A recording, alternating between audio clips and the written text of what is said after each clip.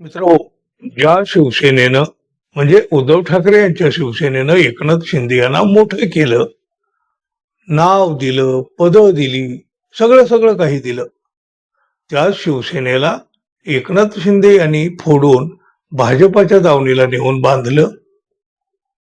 उद्धव ठाकरे यांच्या शिवसेनेनं एकनाथ शिंदे आणि इतर फुटीर लोकांच्या कपाळावर गद्दारीचा मजबूत शिक्का मारलेला आहे. हा शिक्का कधी पुसला जाईल असं अजिबात वाटत नाही.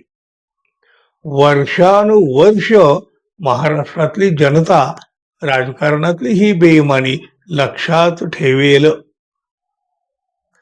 उद्धव ठाकरे आणि त्यांचे शिलेदार तर एकनाथ शिंदे यांना गद्दार, धोकेबाज असं म्हणतच आहेत, पण आता मराठा समाज सुद्धा एकनाथ शिंदे यांच्या विरुद्ध चवताळून उठलेला आहे.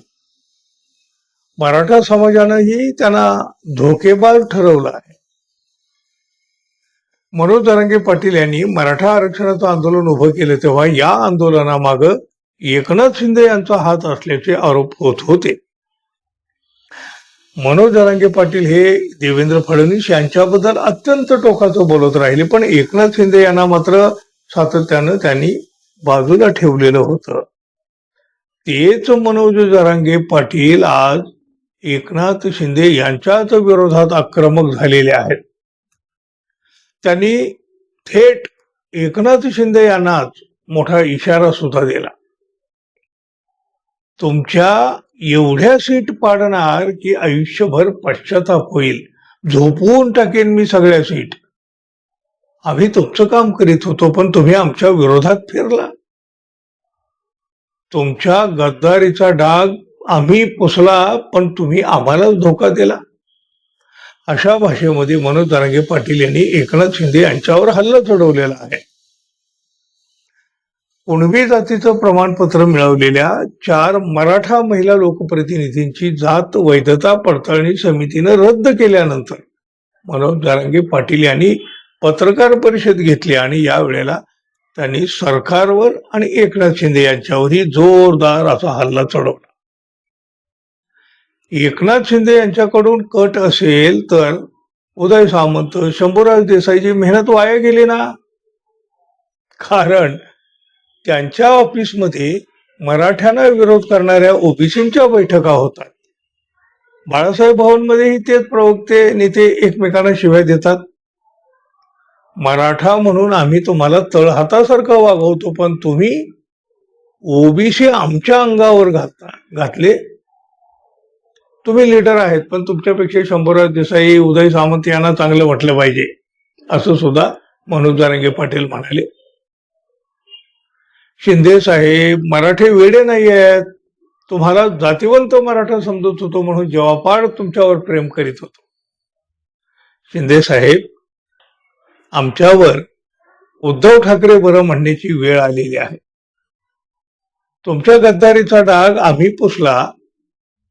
मला एकनाथ शिंदे यांच्याकडून अपेक्षा नव्हती. किती दिवस डबल ढोलकी वाजवणार? मी काही मिंधा नाही, जेलमध्ये सुद्धा जायला घाबरणार नाही.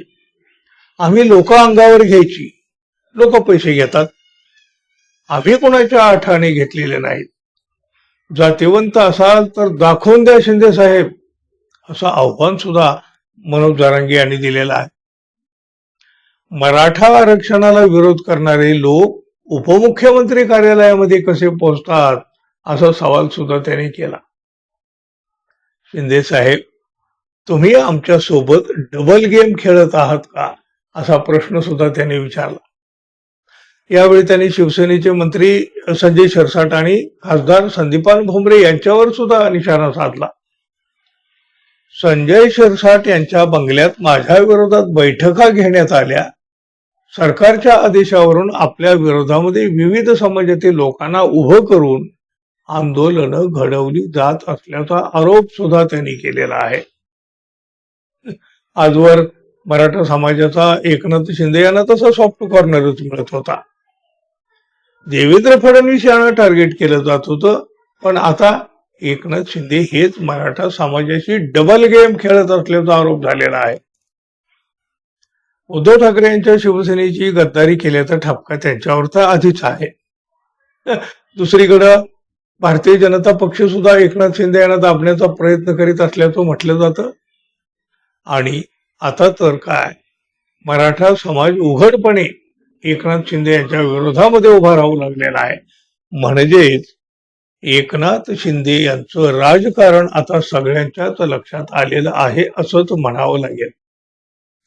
तुम्ही काय म्हणाल मित्रांनो, जरूर सांगा. आणि जाता जाता आपल्या चॅनलला सबस्क्राईब कराल अशी एक अपेक्षा आहे. धन्यवाद. पुन्हा भेटू. नमस्कार.